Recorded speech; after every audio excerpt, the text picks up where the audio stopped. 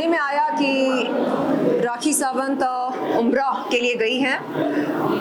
मैं और मेरे सभी फैंस, चाहने वाले, शुभचिंतक राखी को ढेरों शुभकामनाएं देते हैं, क्योंकि वो एक नेक काम के लिए गई हैं।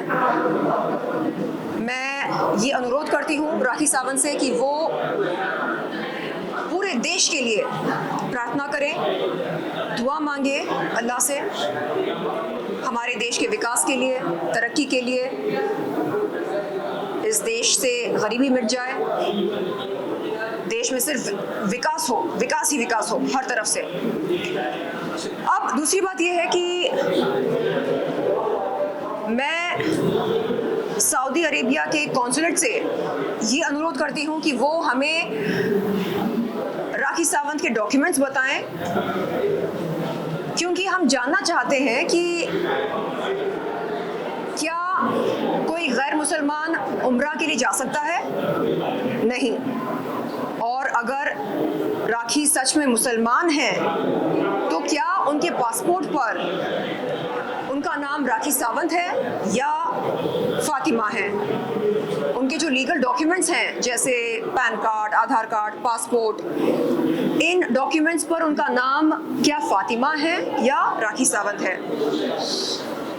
क्योंकि हम सब जानते हैं कि उम्रा के लिए कोई गैर मुसलमान नहीं जा सकता है। तो वो मीडिया के सामने आकर अपना पासपोर्ट दिखाएं, अपने तमाम लीगल डॉक्यूमेंट्स दिखाएं और बताएं कि वो अब राखी सावंत नहीं बल्कि फातिमा हैं। जी जी जी जी जी जी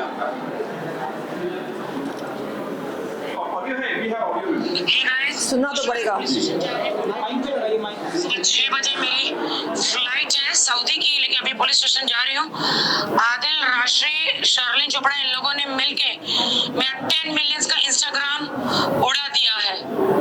जैसे कि आपने सुना, राखी सावंत का ये दावा है कि आदिल, राजश्री और शर्लिन चोपड़ा ने मिलकर उनके इंस्टाग्राम अकाउंट को उड़ा दिया है। जैसे ही मुझको ये वॉइस नोट मिला, मैंने तुरंत एक कंप्लेंट भेजी, आप देख सकते हैं।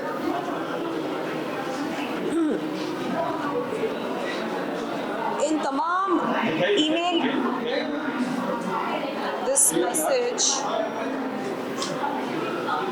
this message cannot be displayed. Okay. ये ईमेल एड्रेसेस हैं। एक सेकेंड।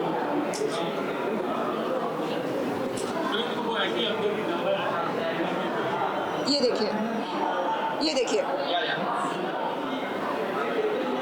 ये तमाम वो ईमेल एड्रेसेस हैं। Cyber cell, CM of Maharashtra और कई सारे हैं यहाँ पर, अलग अलग अथॉरिटीज़ के नाम हैं। और मैंने ये लिखा कि सर, राखी सावंत ने मुझ पर ये इल्ज़ाम लगाया कि मैंने उसके इंस्टाग्राम अकाउंट को उड़ा दिया। और मैंने कहा कि सर, अगर साइबर रिपोर्ट, फॉरेंसिक रिपोर्ट के तहत ये पता चलता है कि ये काम मैंने किया है तो मुझे सज़ा मिले, निश्चित रूप से सज़ा मिले। लेकिन अगर ये साबित होता है कि ये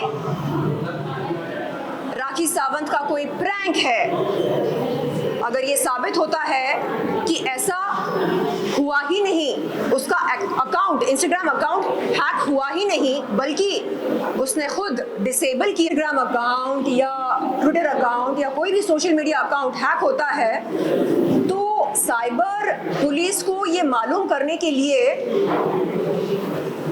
बहुत समय नहीं लगता।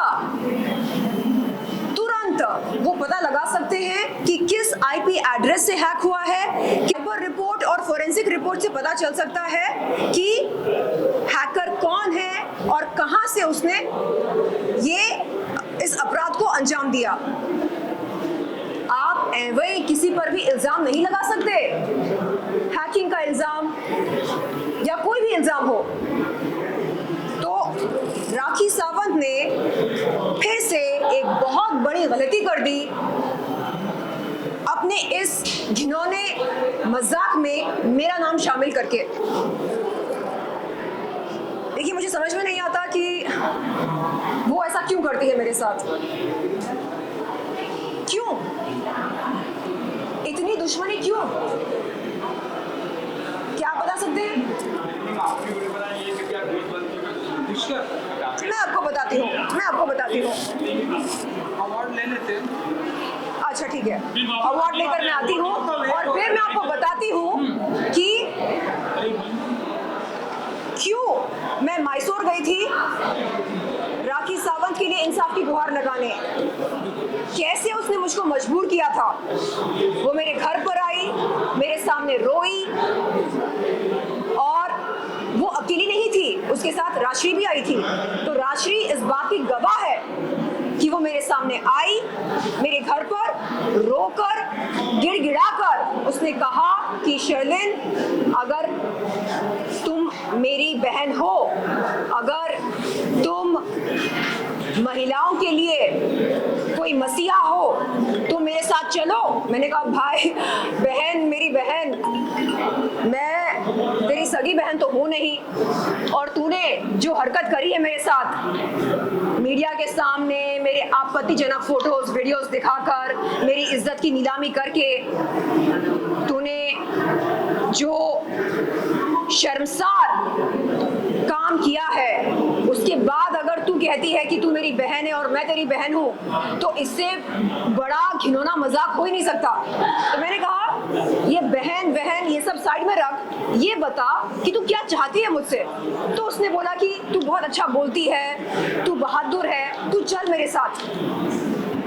क्योंकि इस समय पीड़ित मैं हूँ, मेरे शौहर ने मुझको दगा दिया, धोखा दिया, मेरे साथ बेवफाई की, तू चल मेरे साथ, तू अपने सारे रंजिश को दरकिनार करके मेरे साथ चल।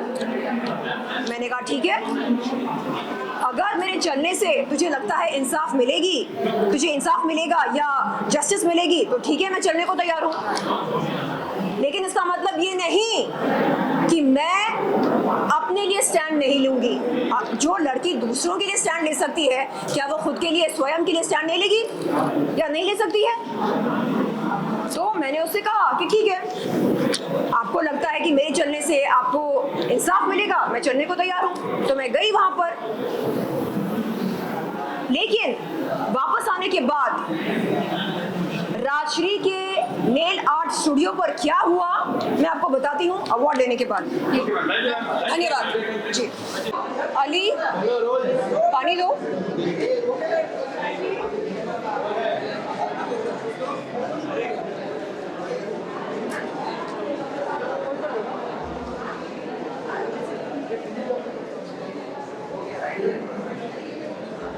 हो गया ना अपना? हाँ बोलिए। It has been seen that before when Rakhi Sawant was getting divorced with Adil, you were very close with her, you were supporting her, and now you are talking like if you are with Adil and Rakesh Shinwale. What was that happened that you are against Rakhi right now? देखिए, silence please.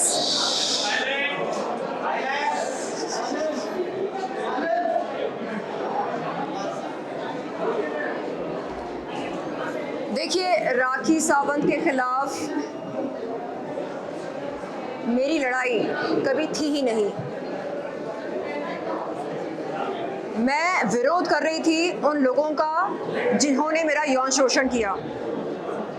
इस लड़ाई में राखी सावंत ने उड़ता हुआ तीर लिया। क्यों? क्योंकि उसकी आदत है दूसरों की लड़ाई में जबरन घुसना। जब उसने मर्यादा की सीमा पार करी, मीडिया को बुला बुलाकर मेरे आपत्तिजनक फोटोज और वीडियोस दिखाए, सरेआम मेरी इज्जत उछालने की कोशिश करी, तब मैंने उसके खिलाफ अंबोली पुलिस चौकी में एक शिकायत दर्ज करी, जिसके चलते उसके खिलाफ FIR दर्ज हुई। इसके बाद वो क्या करती है, वो रोकर मेरे घर पर आती है, माफ़ी मांगती है और कहती है कि मैं आदिल को अपना भाई ना बोलूं, और कहती है कि मैं उसके साथ मैसूर चलूं उसके लिए इंसाफ की गुहार लगाने।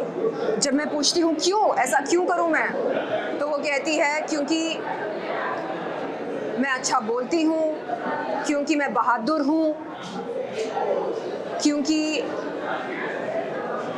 मैं जब बोलती हूँ तो मेरे शब्द लोगों के दिलों तक जाते हैं। तो उसने कहा कि क्योंकि समाज में मेरी स्टैंडिंग है, वो चाहती थी कि मैं उसके लिए खड़ी हो जाऊं। मैंने हमेशा पीड़ित महिलाओं का साथ दिया है। तो उसने मुझसे विनती करी कि मैं अपने पर्सनल डिफरेंसेस दरकिनार करके उसके साथ जाऊं और उसको सपोर्ट करूं। मैंने उससे कहा कि इंसानियत के तौर पर मैं जा सकती हूं उसके साथ, लेकिन इसका ये मतलब ना निकाला जाए कि एक महिला होने के नाते मैं अपने लिए स्टैंड ना लूं, क्योंकि मुझे लगता है कि जो महिला खुद के लिए स्टैंड नहीं ले सकती है वो क्या ही दूसरों के लिए कुछ भला कर पाएगी। मैसूर से आने के बाद हम दुबई गए